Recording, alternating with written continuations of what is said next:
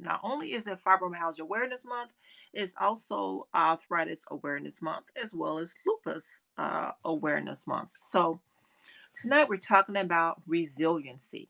So if you're new to me, I'm Nisi Edwards. I am the founder and organizer of Fibro Patient Education and Support. We empower you beyond the journey of chronic pain. So when I say about being resilient, what I'm referring to is the capacity to recover quickly from difficulties, toughness, and also, having that bounce back power. We all go through things, we all experience things, but I want you to be resilient, fight back. Don't throw in the towel. Don't give up. Have that bounce back power. Now, I'm a woman of faith, and I have to have that bounce back power because that's what's going to help me make it through the day. Don't give up. No matter what it is, don't give up. Many people go see the doctor. The doctor tells them you got fibromyalgia, you got this, you got that. That's all they hear. And they give up.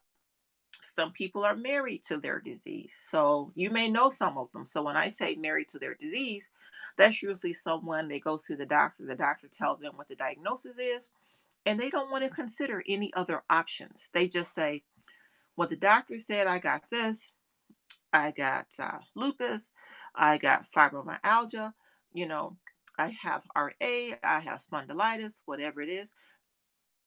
They give up. They won't consider any other options because they feel there is no hope for them. I don't want anyone to do that. I want everyone to stay on Hope Avenue.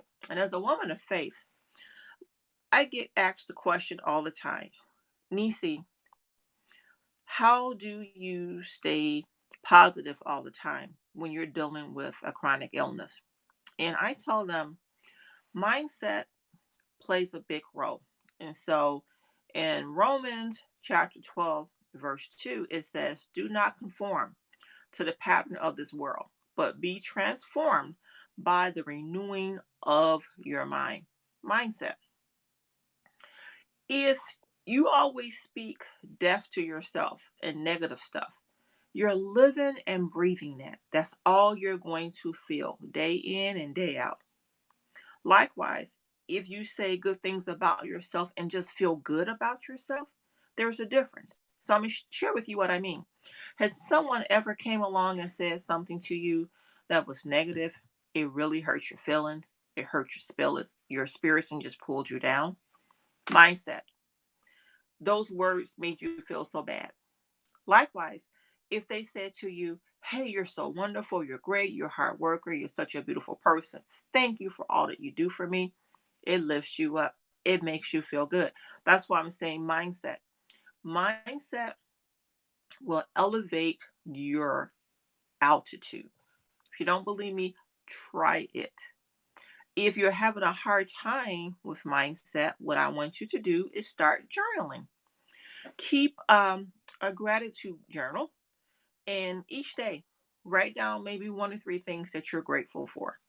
Okay, because sometimes when you're writing that down and you're looking at that every day, it's going to make a difference in how you feel about yourself. The other thing besides mindset is making certain that you're eating proper food and nutrition.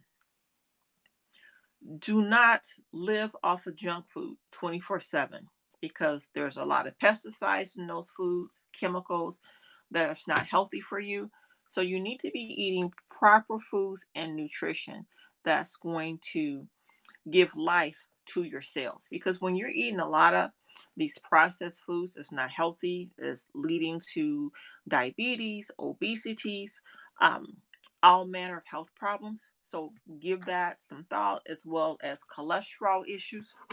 The other thing besides mindset and nutrition is how you sleep. How is your sleep? Are you getting plenty of sleep? Sleep plays a big role in our health. Believe it or not, it does. Because that's how our body heals, rejuvenates itself. When we don't sleep well, you know what happens? That also can increase your weight. It just doesn't make you feel well. Okay. Sleep plays a big role in our healing.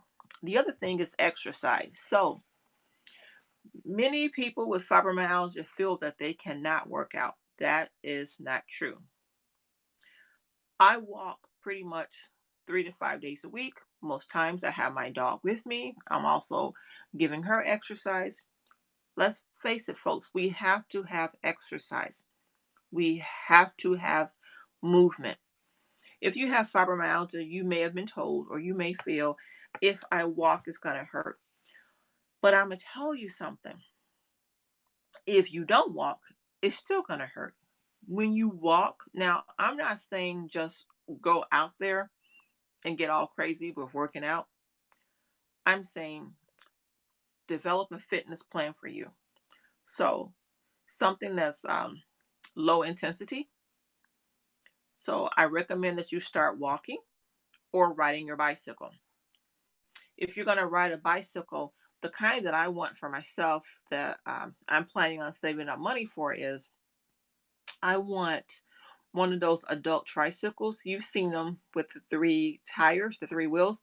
The reason why I want it is because those adult tricycles, they give you balance and stability.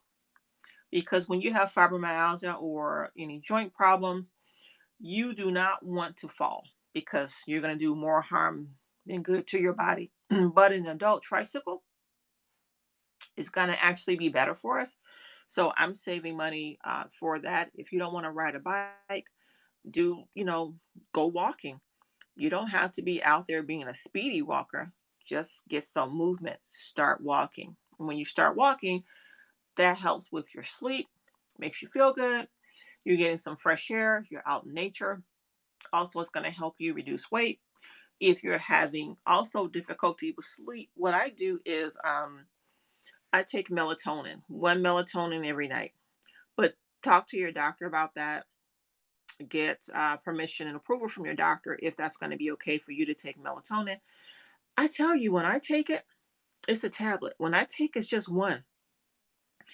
Within 40 minutes, I start getting tired and I go to bed. Now, if you start feeling the effects of it where you get tired, give in and go to bed. Because what I found out is once it starts working, if I don't get in bed and I keep, you know, being on my, my cell phone, my tablet, and all these other things, I'm overriding everything. And when that happens, then I can't sleep. So when you take melatonin, within 40 minutes for me, it starts working and I go to bed. The other thing I sometimes like to do is have a cup of sleepy time tea at bedtime. That works well for me too. Generally within 30 to 40 minutes of drinking a cup of sleepy time tea, um, I'm tired, ready for bed. The other thing, that I want to talk about, if you're dealing with fibromyalgia, lupus, or form of arthritis, prayer and meditation works for me. I mean, it really does because that helps center me because I'm focused in on my higher power. That gives me strength. And that motivates me.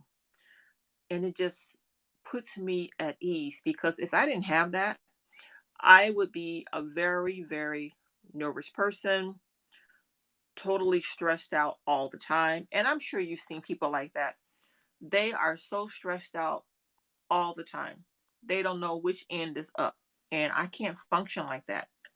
Maybe you all can, but I can't function like that. I've been stressed out. I know what that's like. But what I'm telling you is, I can't live my life like that every single day, 24/7. I've done that in the past, but that was then, this is now. Because you know what? When you get totally stressed out, I mean, really, really stressed, and you have fibromyalgia as well as lupus and arthritis, those flares, they are so painful. They will not shut down. It can be ongoing.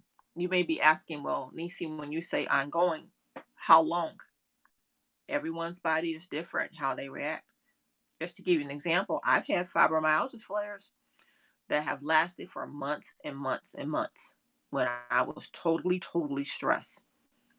And it wasn't until I began to pray, meditate, walk to deal with my emotions to reduce the stress. It was not until then that I began to feel better, that I began to be able to calm down. So that's what I'm telling you, that if you're someone that's overly stressed, work on that. Pray, meditate, even get some essential oils like lavender, mist it on your pillow, diffuse it in your home, melatonin, with doctor's permission, of course. Ask them for permission if you can use melatonin, or just get some chamomile tea, relax. Sometimes I love taking a shower with Dr. Teal's bath and body wash, because they have some Dr. Teal's that has lavender in it or eucalyptus. That's very calming to calm you down, because one thing about a flare, when it flares, it don't just end just like that. So we really must take care of ourselves. You really must. I also, everyone, discovered a new app. It's called Tempo. It's new in development. If you're interested in learning more about it, reach out to me. You can contact me at fibromyalgiatalks@gmail.com, and I'll tell you more about the app if you're interested in it. But it is an app designed for people with fibromyalgia, and it's been working well with me. It does. I view it as, each night when I like to use Tempo, I can use it on my cell phone or tablet. It's just an app. The app gives you exercises to do. I'm not speaking of physical. When I say exercises, it's like cognitive behavioral therapy. So they may tell you to focus on visual imagery. It may have you to do some journaling, which is really good, by the way, to journal. I've done journaling for a long time, and it's just good because you're releasing that angst, all that you're dealing with. You're getting out of your system. And I have journaled and journaled, and one time I went back and looked at some of the things that I had written down, and I said, wow, I really was in bad shape at that time. And then I said, thank God for delivering me. And look at the woman who I am today, because those things are behind me. I'm now on the other side of the mountain.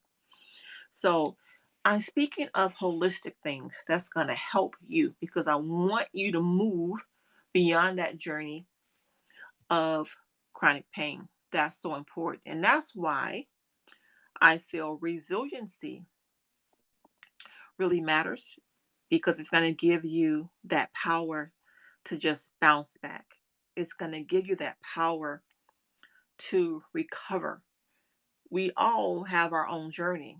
You may fall down, but the key is to get back up.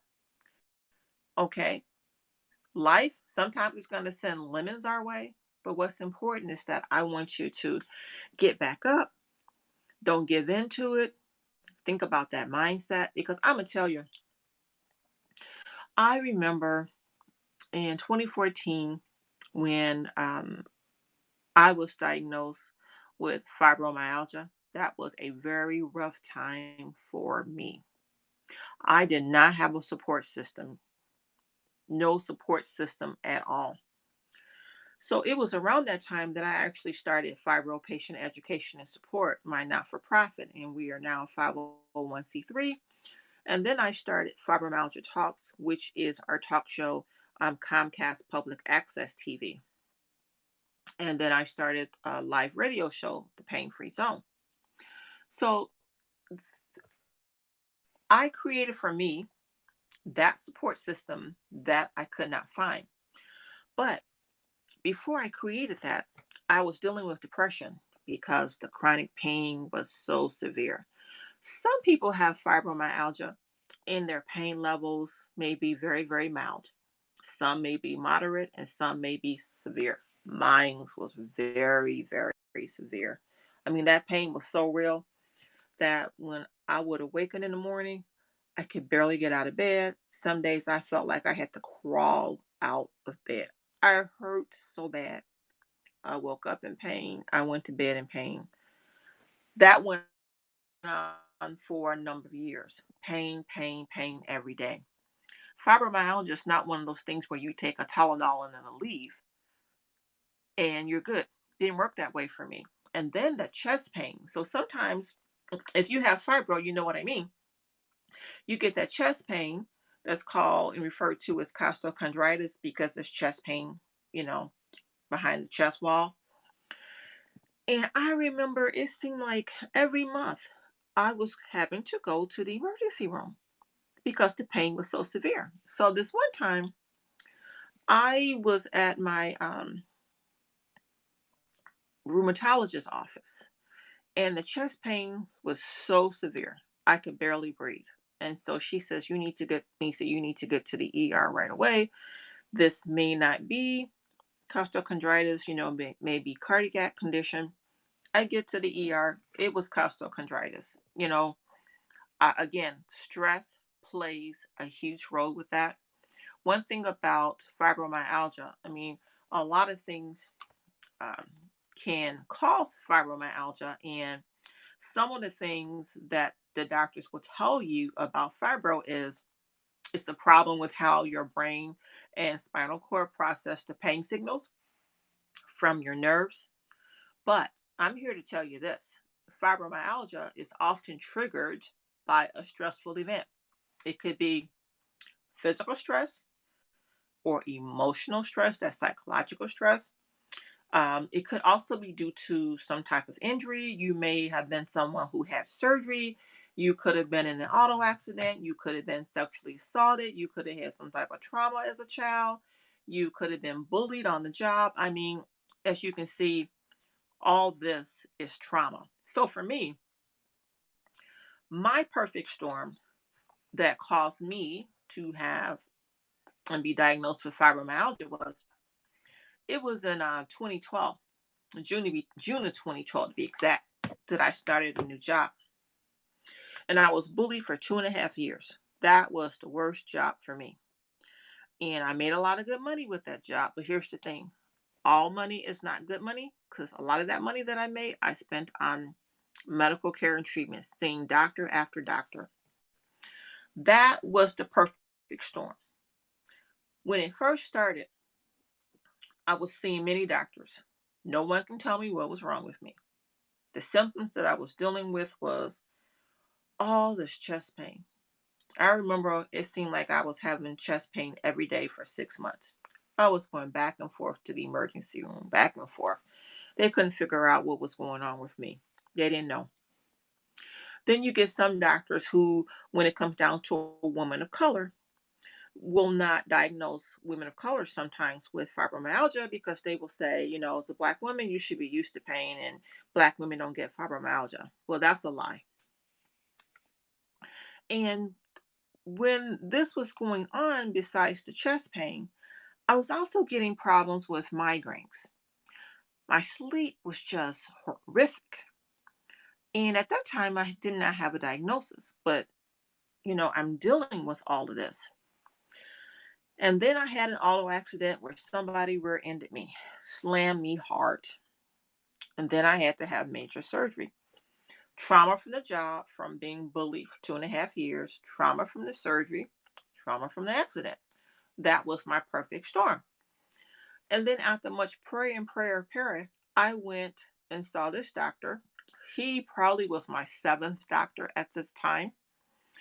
And he says, has anyone ever told you what is wrong with you? And I says, no, I wish they would. And he told me then that it was fibromyalgia. He told me I had fibromyalgia at our second visit. First visit, he ran all these tests and he says, I think I have an idea what's wrong with you, but I want to run some other tests first. Come back next week. I did. He told me what it was. And then he said, and by the way, I'm now retiring because, no, he wasn't retiring. He said, I'm relocating because my parents are up in age and they have some health issues. And so I'm relocating my medical practice to Florida to be closer to them. So I had only seen him twice. He relocated, but he left me in some good, capable hands with another physician in the medical practice.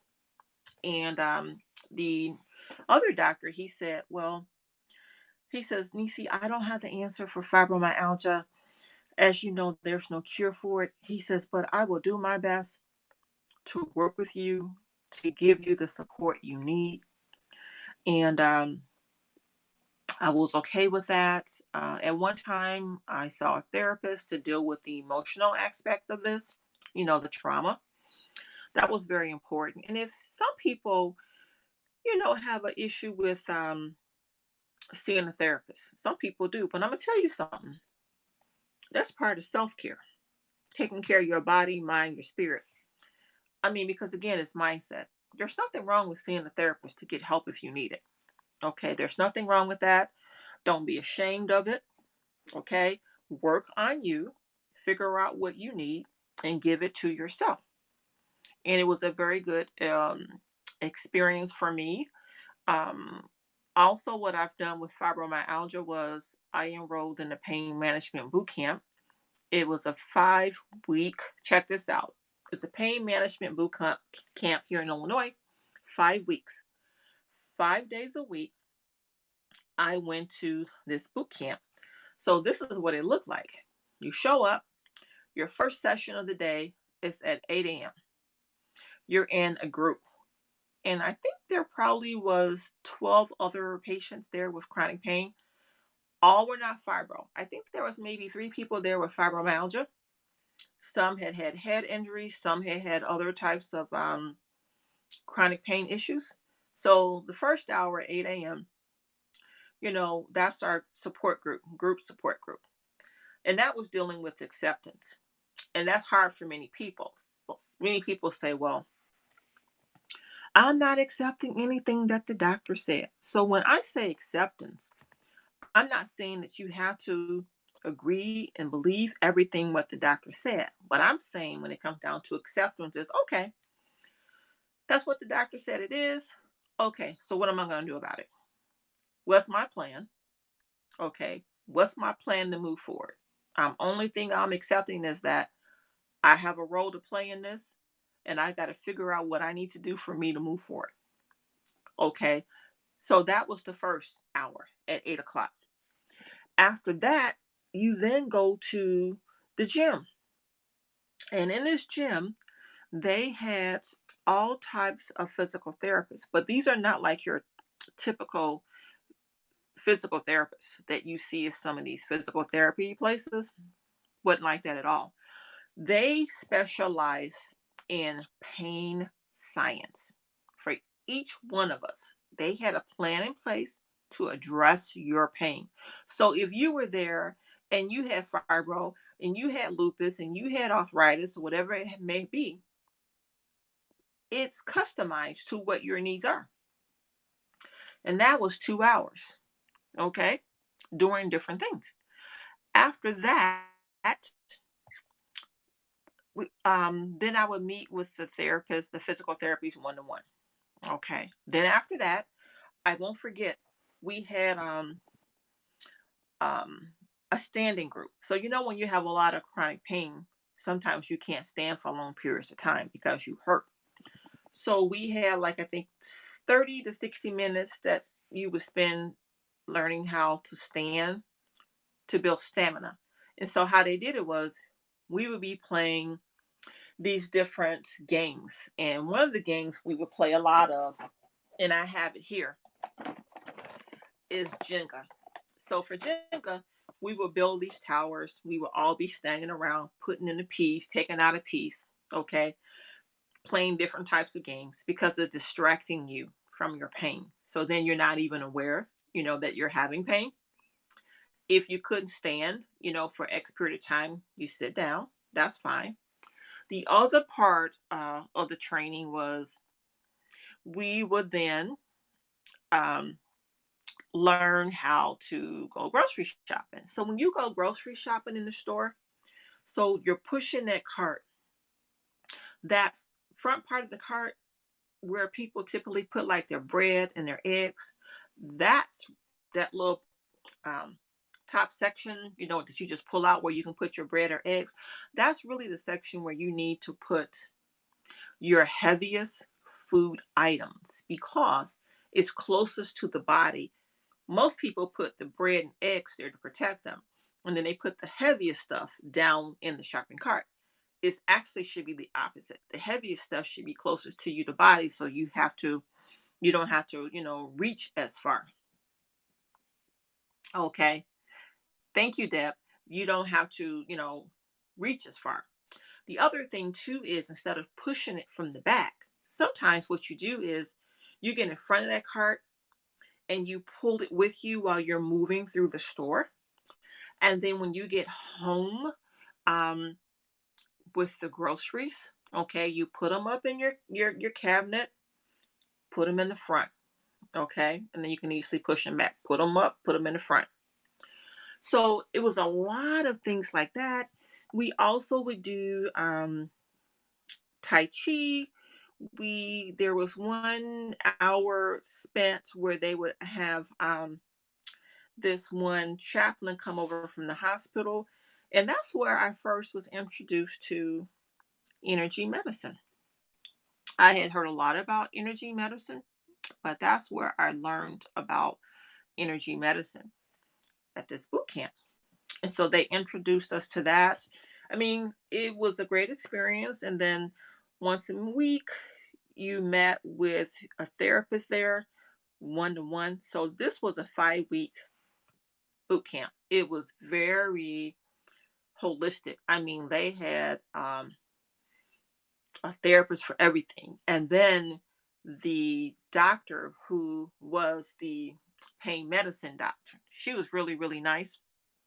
I think her name was Dr. Kata. Yeah, I think, yes, it was. Her name was Dr. Kata. And the place I'm talking about, if you're interested, is Marion Joy.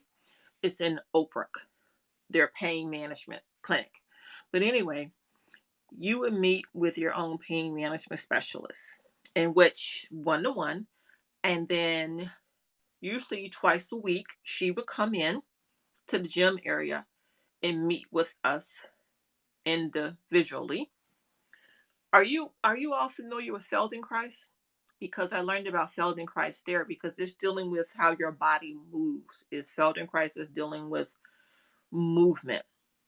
So I'm telling you all this because it's dealing with resiliency, having that bounce back power, um, being strong. Yes, you never heard of it. So look up um, Feldenkrais. So I'm looking it up now because I want to make certain, yeah, that I'm spelling it correctly. Okay. It's F is in Frank, Eldeninkrais method. Again, F is in Frank, D is in David, K is in kangaroo, RAIS. Feldenkrais method. So Feldenkrais method, it is a form and type of exercise therapy, okay, that reorganizes the connections between the brain and the body, and it's dealing with improving your body movement and psychological state. Yes, Feldenkrais method. Yes, you do have it spelled correctly. Thank you, Deb, for doing that. So we would do Feldenkrais. And so how we would do it is like those physical therapy tables. We'd be laid out on the physical therapy table, and there was a Feldenkrais uh, body movement therapist who would have us doing these different types of exercises. And then everybody is on their own table. She would walk around the room and she would say to me, "Okay, Nisi, I can tell you're guarding. I can tell where your pain in your body is centered." So my pain was always just like today, would be centered on the left side of my body. And she would say, "Okay, I can see that you're having trouble with your left side." And she would give me tips and suggestions on how to move. Okay, because think about it, for women, sometimes we're dealing with, you know, pelvic pain and all types of pain, but the Feldenkrais method, I learned a lot about that in my body. And I'm going to tell you, that's the first experience that I had had in terms of a boot camp that was holistic, that was not pushing opioids. We learned about, the proper foods we should be eating. I mean, I had a great experience, but After 5 weeks, they reassess you in a room with all the other therapists to let you know how you did. Well, I participated every day for 5 weeks. When my 5 weeks was up, I still had pain. And this is what I learned about me when it came down to pain. And that was, I learned a lot that's helped me today to be pain free from fibromyalgia. But just because you go through it doesn't mean at the end of the program, your pain may end right then, because I still had a whole lot of emotional baggage.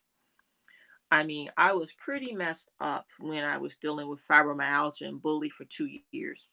I think the bullying took the greatest toll on me. And so I was still trying to process all that because of how I was treated. Have you ever been in a situation where somebody has hurt you so deeply and you just cannot seem to move forward? You cannot let that pain go. And so at that point, I had a lot of physical pain, but I think the emotional aspect of it was contributing to my physical pain. And I had to come to grips with that, y'all. And I'm telling you, that was not easy. I had a whole lot of anger. I had a whole lot of anger with God about it. I was so angry for how I was treated because I didn't get closure. Um, I felt that people had treated me so badly, had bullied me badly.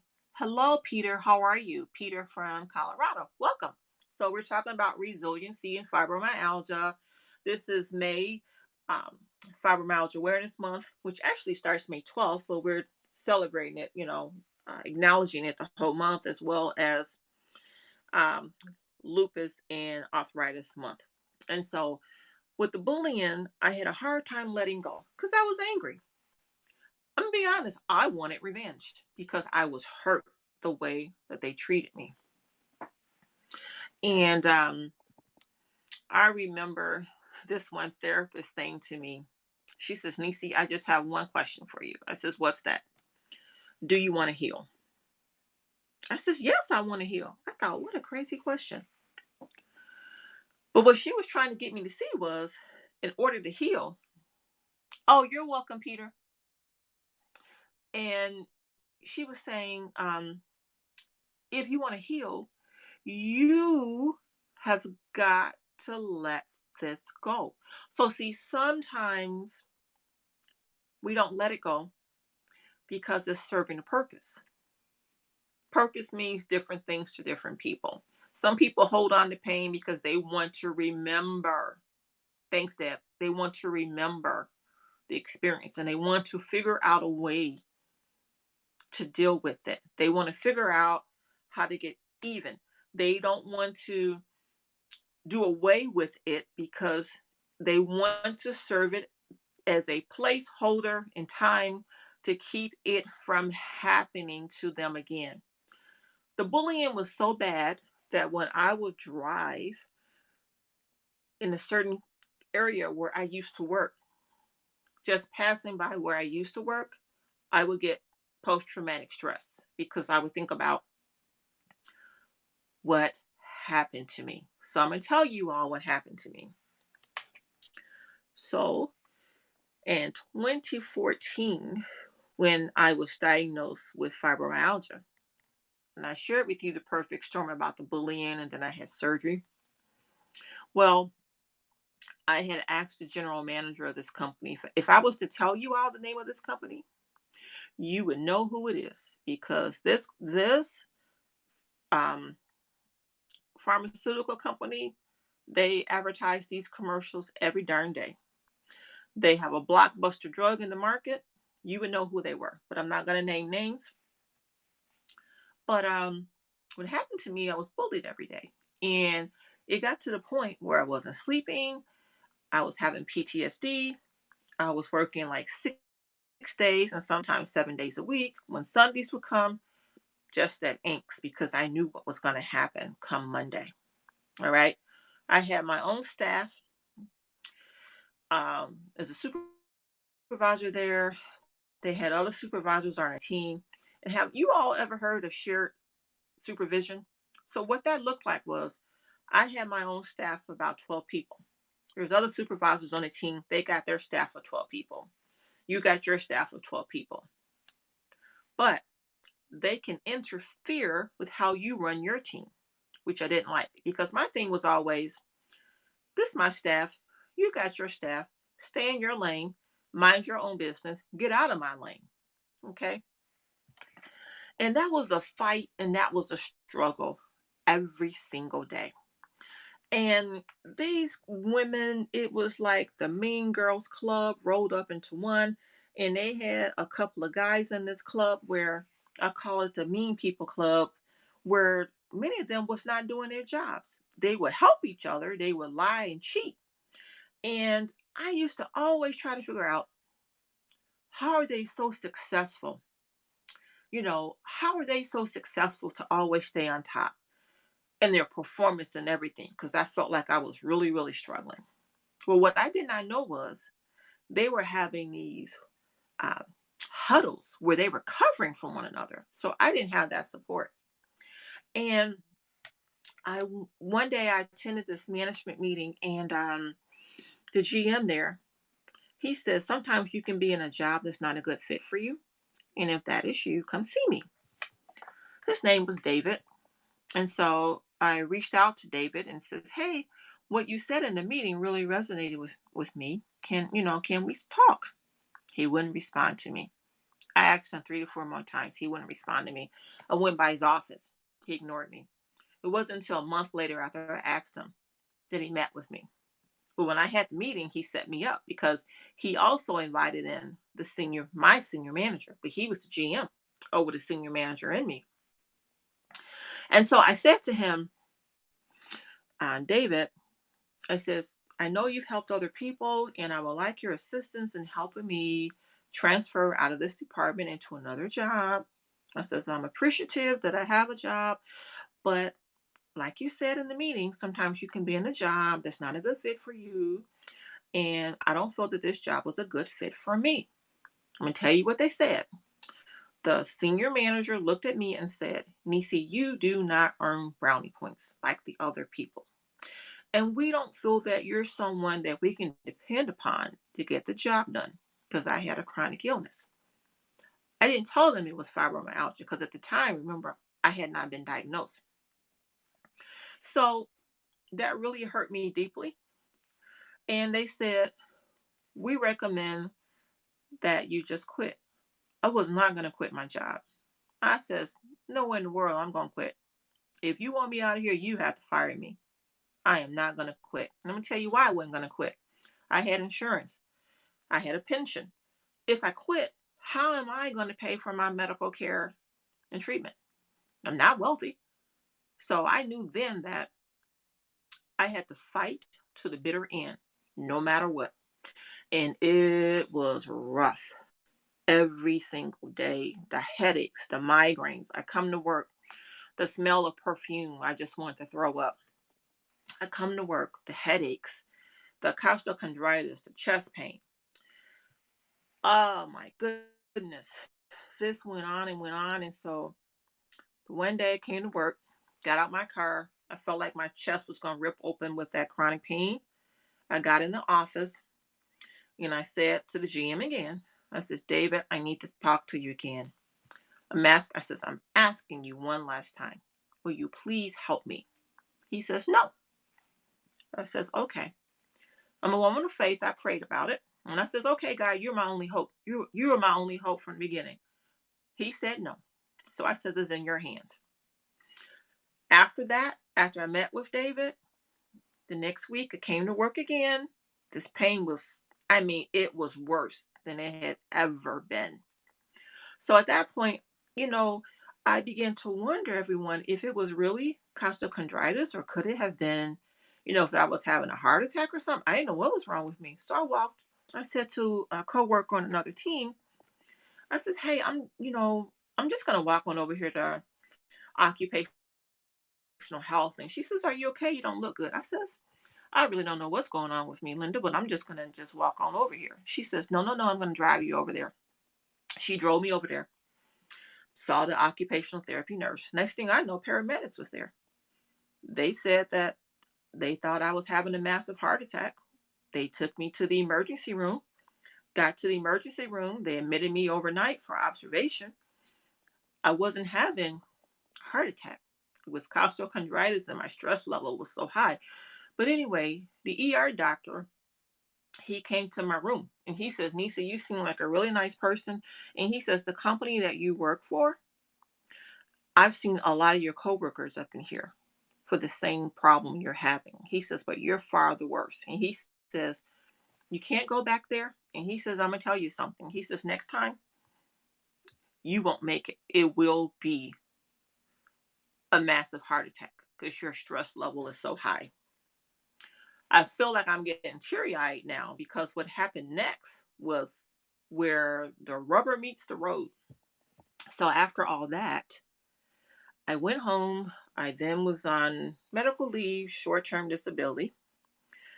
And these major corporations use these absence management companies. I don't know if you're familiar with them. So that if you have to have time off from work for short term or long term disability, there's paperwork that your doctor has to complete for you every month. They begin to play games every month.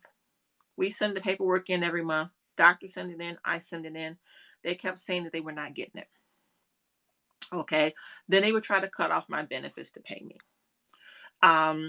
Then it, it, the entire time that I was off work after the hospital, they only called me one time. And that wasn't to ask me how I was doing. That was to talk to me about approving my employees' time cards. Now, mind you, as this is a $1 billion corporation, as many people that they had on the management staff, there was other people who could have been approving time cards but me. And so I said, this is not the time to be calling me, asking me about somebody's time card. You pay those people. You all know what you need to do. But they never asked me how I was feeling, how I was doing. That's why I'm so hurt. That's why I had so much anger because what I learned from all this was companies don't care about you. Many of them. I'm not going to say not all, but many of them do not. You can die today on the job and they will replace you the same day. Remember that. So if there's going to be loyalty, you better be loyalty. You better be loyal to you. You better put yourself on your own to-do list because many of them, they just want a robot. They just want someone just going to do a job and a task that doesn't have any emotions. I just found it hard to believe that this is a major company that's dealing with health, a blockbuster drug for pain. But they were playing these games with me, my health. So hopefully you can see where my anger comes from. And so they kept playing these games. And then it was after, it was around right after Thanksgiving. It's getting close to Christmas, as a matter of fact. They said that they were going to cut off my short term disability benefits and that they were going to cut off my insurance. So I'm talking about resiliency. And one thing I know how to do is fight for myself, to be my own advocate. And I hated to do this, but this is what I told them, everyone. I says, I'm going to tell you all something. I says, I am tired of you all messing with me. I've been bullied for 2.5 years. You've threatened to cut off my benefits. You've threatened to not pay me. I says, but you know what? No more today. I said, so this is what we're going to do. I said, now I'm going to pick up the phone and I'm going to call channel 2579 3226, all these stations. I'm going to hold my own press conference and I'm going to name you, your drug, your products, and I'm going to tell them that I am on disability and you have threatened to cut off my benefits and not pay me, even though the doctor has certified that I shouldn't be working right now. And you have the paperwork. I says, now who has the most to lose here? You do. Because it's your market share. It's your patients. How is it going to look for you to be in the media doing this to one of your employees with a disability? It's going to be bad PR. I says, because see, at that point, I felt like this. My back up was against the wall. What happens when your back is up against the wall? If it, think about it. If you live in an area where you have a lot of wildlife, animals and whatnot, if you get them cornered, what they gonna do? They gonna come out fighting. And I felt like this. When they bullied me, they got the upper hand. But I said, mm-mm, I'll be darned, darn, if I let you all play me again, screw me around, take advantage of me, I will fight you tooth and nail. So then I get this phone call, everyone. And it was the CEO of the company, his executive assistant, and said, Nisa, you don't have to worry. We fed extra check. It's going to be in a few hours. Your insurance has been reinstated. And I said to her, I says, now you got one more time to screw with me. You do that again, we will be on the news. I says, because it's your market share, it's your drug, it's your product. I says, now if we have to go there, I'll take it all the way there. That's my point about being resilient, having that bounce back power. Because when you've been bullied, sometimes many people have been bullied so much that they've just been beaten up. They don't know how to fight. And it still tears me up today, which angers me because this happened a while ago, but it still gets me emotional. It still angers me because of how they treated me. But that's okay. That's all right. God's got me. It's okay. But anyway, I say all this for resiliency, that when we have a chronic illness, fibromyalgia, lupus, or whatever your chronic illness is, we deal with so much, so much. You know, when you have fibromyalgia, we are an invisible sisterhood, invisible brotherhood, because you can't look at somebody and say that they have fibromyalgia. You can't see it. Okay. If you're someone that's in a wheelchair, you got a cane, you can look at that person and say, oh, okay, they may have some, some issues there. But when you have fibromyalgia, it's hidden. It doesn't show up on an x-ray. I mean, many people, when they work, and I used to feel this way when I was working, a full-time job, I had fears about, okay, I got this, I've got to manage this because I have to survive. um, at the same time, many corporations, how they give you can apply for FMLA. And the one thing that I noticed was sometimes healthcare companies are some of the worst ones when it comes down to their own employees getting sick.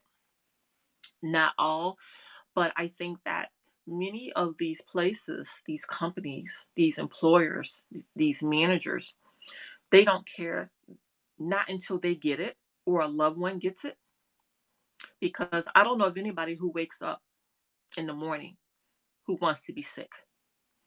It's definitely not me. And the one thing about fibro, when you get a fibro flare, you know, it can last for months and months. And my pain was, I mean, mental pain, physical pain, emotional pain. And I was angry. Angry with me because I feel that I allowed these people to do that to me and that I didn't do enough to fight back. And then I had to change my mindset about that because I said, you did do something, Nisi. You fought it as far as you could.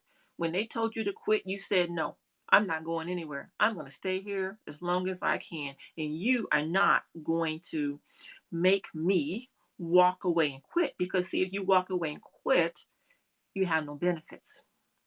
I knew that. So I had to fight every day to hold on to what I had. And so, getting back to the short term disability here. So, remember when I told you his name was David, and I said to David, give me some help, and he said no. Okay, so what happened was they had to pay me for 6 months of short-term disability at 100% of my salary. I had 2 weeks vacation that they had to pay me for also. No, actually 3 weeks vacation that they had to pay me for also. Okay, now after 6 months I had to go on long-term disability. They had to pay me for that as well for 12 months. So instead of 100% at that time, it was like 70%. But I was still making a lot of money even at 70%. But my point of all this is, remember I said I asked him, could you help me find another job on another team? And he said no. It would have been far better for them to help me find another job because Since he said no, they had to pay me for 18 months. Okay. Had to pay me for 18 months. So think about that. Somebody's coming to you saying, hey, you said that you can be in a job that's not a good fit for you, which he said. And if you need help, we're here for you. We will help you. You're a manager here. We will help you. And then they tell you, no, we're not going to help you, but they still got to pay you for 18 months. See, how much sense did that make? A simple request. Can you help me? No. He said no. And then he says, they say you don't earn brownie points. And sometimes I used to wonder why, it was such a struggle with this job to learn everything. And then I thought about it when the doctor explained to me when I learned about fibromyalgia, that fibro fog. So when you have fibro fog, sometimes your memory's not the greatest. And in my case, I found myself having to work longer hours because it seemed like just to process everything that I had to do and to deal with the bullying and the stress of the job, I needed to be able to focus to get through the day to do the job. Okay. And it was a challenge. It was a big time challenge. It was a struggle. And that's the one thing that people don't understand about fibromyalgia is that the mindset, it affects you mentally. My sleep wasn't good. My sleep was horrific. I had 2 sleep studies that revealed that I stopped breathing 18 times a night. And at that time, it was moderate sleep apnea, they said. My stress level was so high. So I went on the CPAP machine and felt like I still never had a restful night's sleep um, at all. And I tell you, this has been a journey. And that's why I created my not for profit because I recognized I didn't have a support system and I knew that there was other people going through what I was going through and they needed some help. And that's why I started our talk show on Comcast Public Access TV because I wanted to reach more people. Because I'm talking to you all here. You don't know me and I may not know you, but this is not something that people really talk about. It's a battle. Having a chronic illness and chronic pain is a battle. What do you all think? I find it to be a battle. It's a battle of the mind, it's a battle of the spirit, it's a battle of the will. And for me, the only thing that got me through this was God. In fact, I started a t-shirt line calling Staying on Hope Avenue. Ah, okay, so Deb, a battle that leaves people feeling, yes, very, very, very lonely. In fact, last year, one of my board members, a good friend of hers, he committed suicide.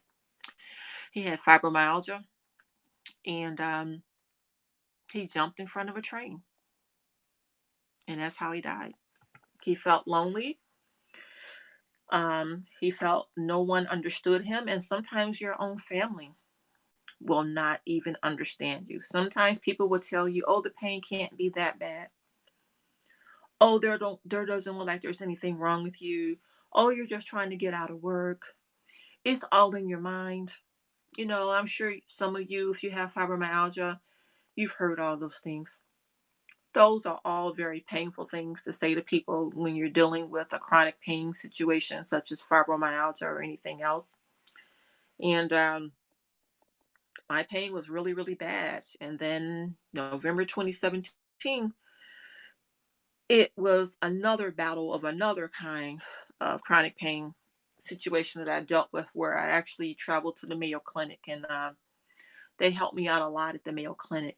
So going through that pain boot camp that I shared with you all about Mary and Joy, I learned about really a lot about creating a chronic pain protocol to manage your pain. So I'm not on any meds for fibromyalgia because I'm now on the other side of that mountain. I may get a flare, here or there, but after going through all that, I learned what really works, how to battle that out with chronic pain. So for what we're doing for Fibromyalgia Awareness Month is we're going to be giving away some t-shirts that says Stay on Hope Avenue. We have other t-shirts that you all are going to see me start wearing for Fibromyalgia Awareness Month, and we're going to just be giving some of those um, away. And I would like you all, if you like this video, you can go on Twitter and use the hashtag Fibromyalgia Speaks, S as in Sam, P's and Peter, EAKS, Fibromyalgia Speaks, and follow us um, there on Instagram, and where you will find me um, on Instagram for the not for profit. You can find me under Fibro Patient Education. And you're going to see a picture that says Hope Avenue, because really, Hope Avenue is what worked for me. Um, if I didn't have God in my life, I don't think there'd be any hope for me. I'm just going to be real honest, because I'm going to tell you, I've had some rough days. I've had some rough nights. When the job was at its all-time worst, I had people tell me, no matter what you're going through, you just need to stay on that job because that job is paying you a lot of money. And I would say, all money is not good money. All money is not good money, because I'm going to tell you, I paid the cost for that. All money is not good money, because all that money I made, I spent a lot of it on medical care and treatment, which is why I said when they told me to quit, I couldn't afford to quit, because if I quit, then I don't have my benefits. And Cobra, all the money for Cobra that you got to pay for, it's just not affordable. So that is my story with fibromyalgia. And that's why I'm very passionate about being a health advocate, helping people. So what we're actually working on is putting together a virtual event to move people from pain to wellness, to help them learn how to level down that chronic pain, to help them. So this is not just for women, it's for actually women and men. So I'm taking about 7 to 10 people in a group at a time to make it more intimate, where people can come in and learn different techniques, what they need to learn. Thank you, Deb, for being here. Thank all of you for being here and listening to my story. But this is Fibromyalgia Awareness Month, and this is a battle. It is definitely a battle. So today is Tuesday, and I will be back on here tomorrow. And I've been trying to figure out the days of the week that's best for me to be on here. So I'm trying to get to, a set designated schedule, which I'll have a schedule in place after next week. Right now, I got a lot of different things I need to take care of, but I will be back on here tomorrow. And I'm so thankful for you all to hang out here with me all this time, to learn about fibromyalgia, to better understand it. And if you don't have fibromyalgia, and if you run into someone with fibro, love and kindness, we're all coming from different places. Maybe you're someone here today who doesn't have fibro. Maybe you have lupus, maybe you have rheumatoid arthritis, ankylosing spondylitis, you know just different things. But please know that anytime you're dealing with a chronic illness, it is a journey. It's not just the physical. I mean, for me, the mental piece, the emotional piece was just as bad as the physical piece. And I'm going to tell you, as far as the stress of it all, I had a situation where I was at a local Chase bank. And so, I had money that I was going to deposit, and out of my rearview mirror, I see this guy come around my car. And when I went to take my card out of the ATM, comes this hand. So this person was trying to rob me at the ATM.